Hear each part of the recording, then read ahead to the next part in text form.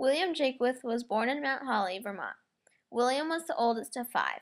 Their names were Mary Ellen Jaquith, Roland Buckley Jaquith, Juliana Jaquith, and Frank Smith Jaquith. His parents' names were Isaac Jaquith and Mary Emmeline Cole. The daily life in Mount Holly for William when he was a child was probably going to school and working on the farm because his father was a farmer. While William was working, one of his sisters might have brought him water during lunchtime, just like what the girl is doing in this painting. This is another painting of what school might have looked like for William. Most children at the time would have attended a one-room schoolhouse. At the start of the Civil War in 1861, many men from Vermont enlisted. William was not a Vermont volunteer. He served for Wisconsin. He was about 22 or 23 years old. William was in Company G of the 21st Regiment. For the first few months that he was serving, William might have been doing fortifications.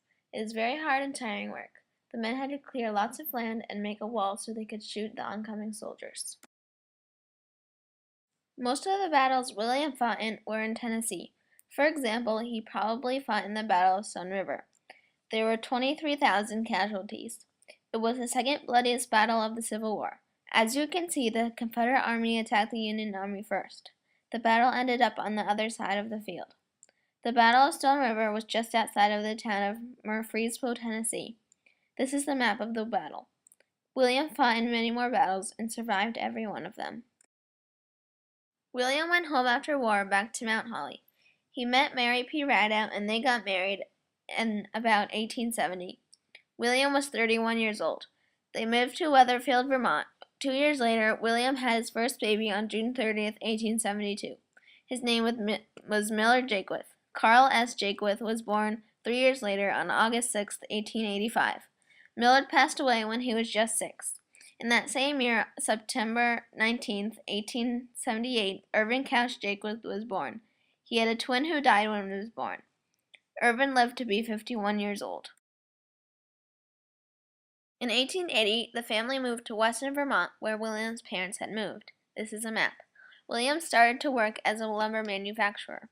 William was 41 years old, and a few years later, he became sick with atherosclerosis, which is thickening of the arteries.